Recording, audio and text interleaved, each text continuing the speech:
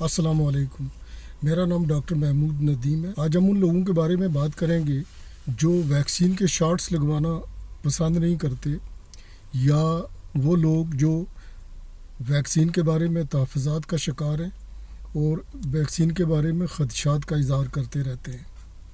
ان لوگوں کے بارے میں بات کرنی انتہائی ضروری ہے۔ اس کی وجہ ایک یہ بھی ہے، دنیا میں ایک کافی بڑی تعداد ان لوگوں کی موجود ہے، اور دنیا کے ہر حصے میں اس طرح کے لوگ موجود ہیں جو ویکسین کے شاٹس لگوانا نہیں چاہتے، اور ویکسین کے بارے میں ایک کمپین بھی کرتے ہیں، پروپیگنڈا بھی کرتے ہیں، اس پہ بہت سارے سوال بھی اٹھاتے ہیں۔ تو ان لوگوں کے بارے میں بات کرنی انتہائی ضروری ہے۔ اس کی وجہ یہ ہے کہ جس تیزی سے کووڈ-19 کا وائرس میوٹیٹ کر رہا ہے اور پھیل رہا ہے، اور پینڈیمک کی ایک ایسی صورتحال پیدا ہونے جا رہی ہے جس کا علاج ہی سوائے ویکسین کے ہے نہیں، اور ان لوگوں کی موجودگی میں جو ویکسین کے بارے میں شروع سے ہی بہت سارے خدشات کا اظہار کرتے ہیں، ویکسین کے بارے میں سوال اٹھاتے ہیں،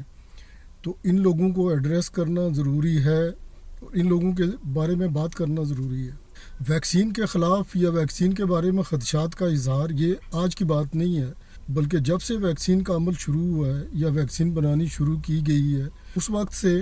معاشرے میں یا ملکوں میں یا دنیا میں اس طرح کے کچھ نہ کچھ لوگ موجود ہیں جو ویکسین کے بارے میں خدشات کا اظہار کرتے ہیں، اور وہ اعتماد نہیں کرتے ہیں ویکسین پر۔ آج بھی ایسی صورتحال ہے، اور اس سے پہلے MMR ویکسین کے بارے میں بھی، MMR جو کہ میزل، ممپس اور روبیلا کی ویکسین ہے، اس کو بھی ایک لمبے عرصے تک آٹیزم، جو بچوں کی ایک بیماری ہے جس میں بچے آئسولیٹ ہوتے ہیں اور ان کا بیہیویئر چینج ہوتا ہے، اس طرح کی صورتحال، اور MMR ویکسین کو آٹیزم جو بچوں کی بیماری ہے اس سے بھی جوڑا گیا، منسلک کیا گیا، گو کہ وہ ثابت نہ کیا جا سکا کہ MMR ویکسین کا کوئی آٹیزم سے تعلق بنتا ہے یا جڑتا ہے۔ آج بھی ایسی صورتحال ہے، بلکہ آج اس لیے صورتحال بہت زیادہ خراب بھی ہے کہ کرونا وائرس کی میوٹیشن نے جو پوری دنیا میں پینڈیمک کا ایک ماحول پیدا کیا ہے، اور روز بروز اس ایسے ماحول میں اضافہ ہوتا جا رہا ہے، تو آج بھی ایسے بہت سارے لوگ موجود ہیں جو کہ ویکسین پہ یا کووڈ-19 کی ویکسین اور وائرس کے بارے میں بہت سارے خدشات کا اظہار کرتے ہیں۔ ایسے لوگوں کی بات سننا اور ایسے لوگوں کے بارے میں بات کرنا انتہائی ضروری ہے۔ جو سوال وہ اٹھاتے ہیں ان سوالوں کے جواب دینے ضروری ہیں، اور اس کے علاوہ لوگوں کو مطمئن کرنا ضروری ہے تاکہ وہ ویکسینیشن کے عمل کی طرف آئیں۔ انٹرنیشنل مانیٹرنگ فنڈ یا IMF کی ایک حالیہ رپورٹ میں UK یا برطانیہ کے اندر ایسے لوگ 10 سے 20% ہیں، اور اسی طرح جاپان کے اندر یہ کوئی 50% کے لگ بھگ ہے، اور فرانس کے اندر تو ان کی تعداد 60% کے لگ بھگ ہے۔ اور فرانس میں آج بھی ویکسین کے خلاف جلسے جلوس ہوتے ہیں، اس طرح کی ڈیمانسٹریشنز بھی ہوتی ہیں۔ ویسے تو اس طرح کے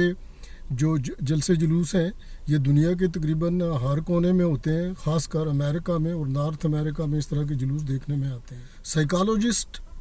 ان لوگوں کے بارے میں تو ایسے خدشات کا اظہار کرتے ہیں کہ یہ لوگ ایک غیر یقینی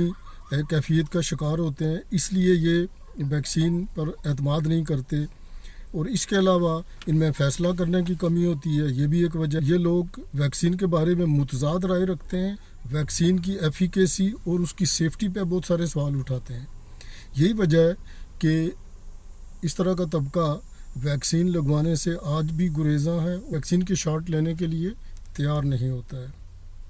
حالانکہ اگر آپ ایک کھلے دل کے ساتھ ان لوگوں کا ایک جائزہ لیں تو کہیں بھی ان لوگوں کا کوئی سیاسی ایجنڈا نظر نہیں آتا۔ دوسری طرف کوئی سائنسی جو ڈیولپمنٹ ہے ان کے اگینسٹ بھی یا ان کے خلاف بھی یہ لوگ کوئی خاص بات نہیں کرتے، مگر پوری دنیا کے اندر اینٹی ویکسرز کی ایک خاصی بڑی لابی موجود ہے۔ کچھ ملکوں میں یہ کم ہے، کچھ میں یہ زیادہ ہیں، اور ان میں سے کچھ لوگ اسے بایو وار کے ایجنڈے کا، کچھ لوگ اسے عالمی طاقتوں کی ایک سازش کہتے ہیں، کچھ لوگ ایسا بھی سوچتے ہیں کہ عالمی طاقتوں کے جو آپس کے مسئلے ہیں یا جو ان کی آپس کی وار ہے اس میں کووڈ-19 کو وہ ایک بایو ویپن کے طور پہ یوز کر رہے ہیں۔ کچھ لوگ ایسا بھی سوچتے ہیں کہ کووڈ-19 ویکسین یہ ریڈیو ٹرانسمیٹر ٹریکنگ ڈیوائس کے طور پہ استعمال کی جا رہی ہے تاکہ آنے والے وقت میں لوگوں کی ٹریکنگ کی جائے. جو ٹریکنگ ڈیوائس ہے اس کے ذریعے لوگوں میں کوئی خاص قسم کا سافٹ ویئر ڈاؤن لوڈ کیا جائے اور لوگوں کی پاپولیشن کو کنٹرول کیا جا سکے. کچھ لوگ ایسا بھی کہتے ہیں. یہ بھی لوگوں کے خدشات ہیں. کچھ لوگ مختلف ویکسینز کے بارے میں مختلف خدشات کا شکار ہیں. مثال کے طور پر کچھ کہتے ہیں کہ جو میسنجر RNA ویکسین ہے یہ الٹیمیٹلی یا آخر کار لوگوں کے DNA کو چینج کرے گی اور DNA چینج ہوگا تو DNA چینج ہونے کے بعد انسانی جسم میں بہت ساری ایسی بیماریاں لاحق ہو سکتی ہیں یا کچھ تبدیلی آ سکتی ہے جو کہ انسانی صحت کے لیے بہتر نہیں ہوگی. دنیا کے اندر ایک بڑا طبقہ جو اینٹی ویکسر ہیں وہ اس کو سول رائٹس کے معاملات سے بھی جوڑتے ہیں. اگر اس میں ایک جائزہ لیا جائے تو اس میں ڈیفرنٹ ریس، ایتھنیسٹی، ریلیجن، مذہب، بہت ساری چیزوں کا. پھر یہ جو مختلف ویکسینز ہیں ان کے جو ریئیکشن سامنے آئے ہیں، جس طرح ایسٹرازینیکا کے بلڈ کلاٹس کا معاملہ سامنے آیا اور اسی طرح میسنجر RNA فائزر بائیو ٹیک کے بارے میں جو ینگ ایج میں کے جو سائیڈ ایفیکٹ سامنے آئے جس میں دل کی سوزش کا معاملہ سامنے آیا، جس میں مایوکارڈائٹس اور پیریکارڈائٹس کی کمپلیکیشنز ویکسین کے بعد سامنے آئی. ویکسین کے اس طرح کے ریئیکشن جو لوگ ویکسین کو پہلے سے بلیو نہیں کرتے یا جس پہ ان کو پہلے سے خدشات ہیں، ان کو اس طرح کے ریئیکشن نے یا سائیڈ ایفیکٹس نے مزید ایکسپلائٹ کیا اور وہ ویکسین شاٹ لگانے کے معاملے میں اور زیادہ ان کی پالیسی سخت. جب سے کرونا وائرس کی یہ بیماری اور یہ ویکسینیشن کا سارا پروسیس سامنے آیا، اس کے بعد جو لوگ ویکسین پہ بلیو نہیں کرتے یا جو ویکسین کے شاٹس لینا نہیں چاہتے انہیں اور بھی بہت سارے طریقوں سے ایکسپلائٹ کیا گیا اور ان کے ان خدشات کو بہت سارے دوسرے فیکٹرز نے اور بھی مضبوط کیا. اس کی ایک بہترین مثال یہ ہے جب دنیا کے ایک سپر پاور امریکہ کے صدر ڈونلڈ ٹرمپ ایک بیان جاری کرتے ہیں، وہ بھی سرکاری سطح پہ، کہ کرونا وائرس چائنا میں تیار کیا گیا، یہ وہاں کی ایک لیبارٹری سے لیک ہوا اور اس میں چائنیز حکومت کی سازش شامل ہے. اور اس کے جواب میں چائنا کے صدر کا جو بیان آتا ہے کہ یہ امریکی سازش ہے اور امریکہ اس کو as a bio weapon use کرنا چاہتا ہے تاکہ چائنا کو نقصان پہنچایا جا سکے. دو بڑی عالمی طاقتوں کے ذمہ دار صدر جب اس طرح کی بات کریں گے تو جو عام آدمی ہے یا دنیا میں ہر جگہ جو لوگ موجود ہیں وہ اس بارے میں اپنی رائے کیا قائم کریں گے اور ان کا اس وائرس اور اس کی ویکسینیشن پر اعتماد کیسے بحال ہو سکے گا. دوسری طرف آئے روز ویکسین اور وائرس کے بارے میں نئی جو ڈیولپمنٹ ہے وہ سامنے آتی ہے.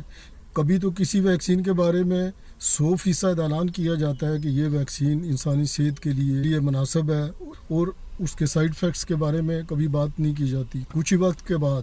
اسی ویکسین کے بہت سارے مسائل سامنے آ جاتے ہیں. اسی طرح ویکسین سے جو اینٹی باڈیز بنتی ہیں کبھی ان کے بارے میں ایک اچھی رائے کا اظہار کیا جاتا ہے اور لوگوں کو یہ پیغام دیا جاتا ہے کہ اس ویکسین سے ایک مناسب مقدار میں اینٹی باڈیز تیار ہوتی ہیں جو ایک لمبے عرصے تک انسان کے امیون سسٹم کو برقرار رکھتی ہیں اور اس ویکسین کے بعد آدمی مکمل طور پر محفوظ ہاتھوں میں ہوگا. لیکن کچھ دن کے بعد اسی ویکسین کی اینٹی باڈیز کے بارے میں اسی سٹیٹمنٹ کو تبدیل کر دیا جاتا ہے اور لوگوں کو مزید کنفیوز کیا جاتا ہے اور لوگوں کے شکوک و شبہات مزید بڑھ جاتے ہیں اور ان کی پریشانی میں اضافہ ہوتا ہے. پچھلے عرصے میں کینیڈا کے اندر ویکسینز کے مکس اینڈ میچ کا ایک تجربہ کیا گیا. پہلے لوگوں سے کہا گیا کہ ایسٹرازینیکا جو ویکسین کا پہلا شاٹ ہے اس کے بعد کوئی میسنجر RNA کوئی بھی ویکسین کا سیکنڈ شاٹ دیا جا سکتا ہے، اس سے اس کی امیونٹی کے جو ٹارگٹس ہیں وہ اچیو ہوں گے. مگر اس کے بعد اسی چیز کو رد کر دیا گیا اور لوگوں کے اندر ایک مزید کنفیوژن پیدا ہوا، لوگوں کی پریشانی میں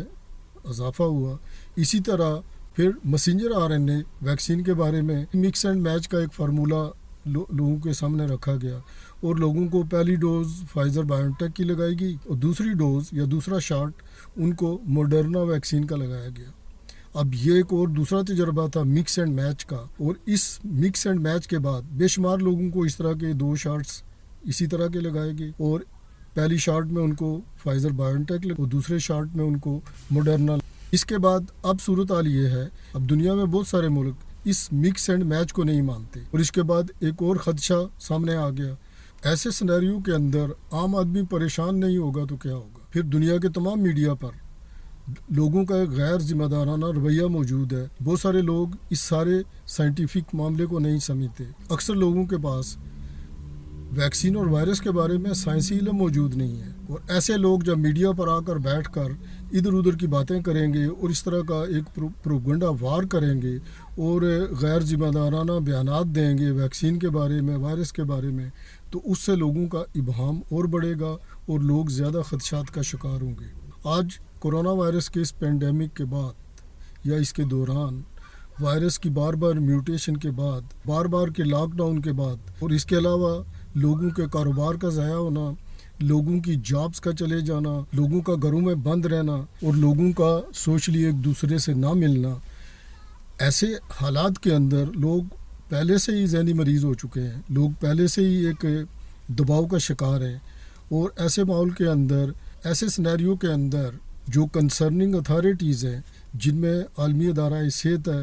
اور اس کے علاوہ ہر ملک کی جو ہیلتھ منسٹریز ہیں یا ہر ملک میں جو ہیلتھ پروفیشنلز ہیں، ان کی یہ ذمہ داری بنتی ہے کہ وہ سامنے آئیں، لوگوں کے خدشات کو دور کر ویکسین اور وائرس کے بارے میں لوگوں کے سوالات کا جواب دیں، ان کو کنونس کریں، ان کو سمجھائیں، اس ایشو کے بارے میں ان سے ڈیبیٹ کریں، یا اس طرح کی جو کنسپیریسی تھیوریز چلتی ہیں تاکہ اس کی روک تھام کی جا سکے. اور لوگوں کو یہ بھی سمجھانا مقصود ہے کہ چونکہ یہ ویکسین اپنے ٹرائل مکمل نہیں کر سکی، کوئی بھی ویکسین اپنے جو اس کے ٹرائل فیزز ہیں یا کلینکل ٹرائل ہیں وہ پوری طرح مکمل نہیں کر سکی. اس سے پہلے ہی لوگوں کو ویکسین کے شاٹ لگانا شروع کر دیے گئے، چونکہ اس کے علاوہ کوئی چارہ کار موجود نہیں تھا. ایسی صورتحال کے اندر جو اب ویکسین کے بارے میں جو چیزیں سامنے آتی ہیں ان کے بارے میں لوگوں سے بات کی جائے، لوگوں کو سمجھایا جائے. اس میں ہیلتھ منسٹریز کا کردار بنتا ہے، اس میں WHO کا کردار بنتا ہے، اس میں ہیلتھ پروفیشنلز کا کردار بنتا ہے، تاکہ جو لوگ پہلے سے ایک پریشانی میں مبتلا ہیں ان کی پریشانی کو کم کیا جا سکے، تاکہ اس پینڈیمک کو کنٹرول کیا جا سکے.